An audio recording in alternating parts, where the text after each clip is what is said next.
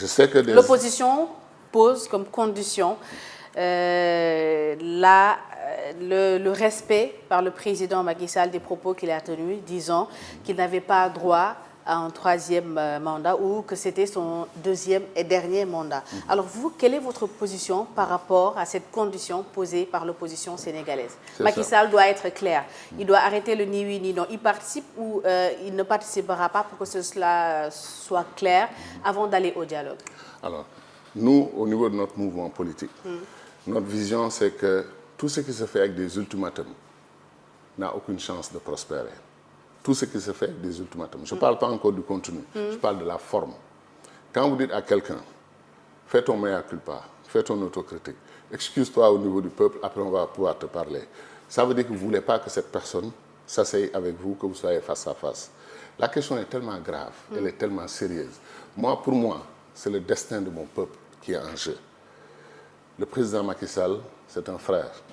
On a eu d'excellentes relations et j'espère qu'on aura encore d'excellentes relations. Si j'avais la chance, et je cherche cette chance depuis le mois de septembre, de lui parler, je lui suggérerais d'entendre l'autre son de cloche. L'autre son de cloche, c'est des gens comme moi, comme d'autres, qui lui diront ceci. Monsieur le Président, vous avez eu un destin exceptionnel. Vous avez eu une chance historique pour votre génération de faire ce que vous avez accompli. Vous avez réussi beaucoup de choses. Vous avez fait des réalisations indéniables. Les Sénégalais, en grande majorité, savent ce que vous avez fait. Vos adversaires systématiques, comme disait Amadan Sokho, au lieu d'être des adversaires, les gens deviennent des ennemis. Vos ennemis trouveront que vous n'avez rien fait. Vos adversaires, certains critiqueront ce que vous avez fait dans certains aspects. Mais les Sénégalais, en général, reconnaissent que vous avez fait du bon travail. Maintenant, moi, dans une émission, on m'a interrogé il y a 3 ans, j'ai dit que le président Macky Sall allait honorer l'histoire de son pays, l'histoire du Sénégal en 2024. Et que, dans mon esprit, c'était que le président Macky Sall allait conclure son deuxième et dernier mandat en 2024 et qu'il allait avoir la plus belle des sorties de tous les chefs d'État sénégalais. Senghor avait une belle sortie, avec le bémol qu'il a instauré le Dauphinat. Il a choisi son successeur. Il a modifié la Constitution, il a mis son successeur.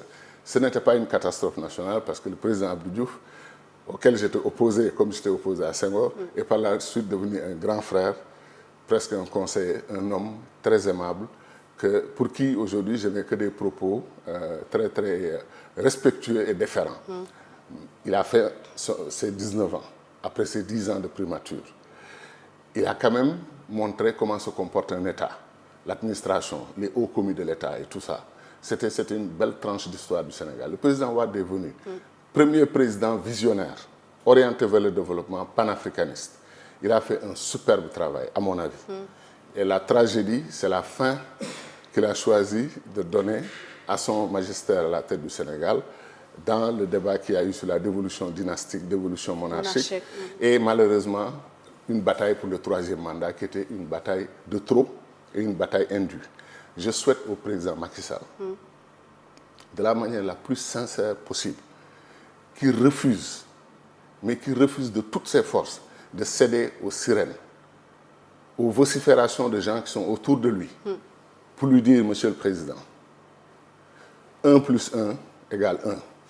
Vous avez fait un mandat de 7 ans, ça ne compte pas. Vous avez fait maintenant votre premier quinquennat, ils ont même changé le discours maintenant. Ils disent que ce n'est pas un débat sur le troisième mandat, c'est le débat sur le deuxième quinquennat.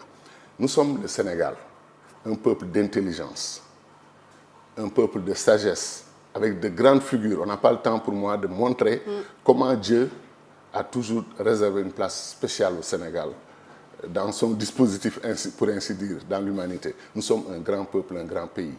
Nous dire que, contrairement à ce que le plus grand pédagogue de l'histoire des mandats s'appelle Macky Sall, il a été magnifique avec son peuple pour expliquer le référendum 2016, il les a rassurés.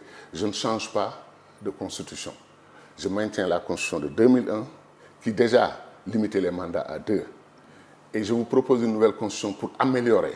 Et dans l'amélioration, je vais aller plus loin. Je vais vous verrouiller l'histoire des 2 mandats. Vous n'entendrez jamais plus parler de troisième mandat au Sénégal. Il dit moi-même, vous ne m'entendrez jamais dans ce genre de débat. Et c'est ce Macky Sall-là que je loue, moi. C'est ce Macky Sall que j'invite à se ressaisir et à dire à ces soi-disant partisans qui sont prêts, eux, à entrer dans ce que j'appelle le couloir dangereux, glissant, incertain, parfois jonché de cadavres du troisième mandat. Le président n'en a pas besoin. Il n'a plus rien à prouver à qui que ce soit. Il a fait ce qu'il avait à faire. Il y a du bon, comme dans toute œuvre humaine. Il y a du moins bon. Il y a des choses à corriger demain. Il y a des succès, il y a des échecs. Et le bonheur, je m'excuse de terminer sur ça, l'honneur du Sénégal, c'est d'aider son président à sortir en marchant sur le tapis vert qu'on lui déroule, le tapis rouge, pour lui dire, vous nous avez servi pendant 12 ans Et comme si président. Macky se présente en 2024? J'arrive. Non, parce que là, tout ce que j'ai dit, c'est pour dire que pour moi, la bataille n'est pas perdue. Il faut la mener. Il ne faut pas accepter ceux qui sont venus à l'Assemblée nationale parler au peuple sénégalais en disant troisième mandat dañ ko togg ba pare. Il reste qu'à servir.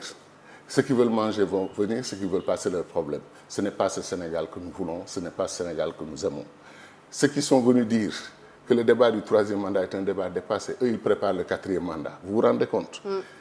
Ce n'est pas ça le Sénégal. Il ne représente pas ce que nous avons de meilleur. Très bien. Et le président Macky Sall, je l'invite, encore une fois, à dire à ces gens-là.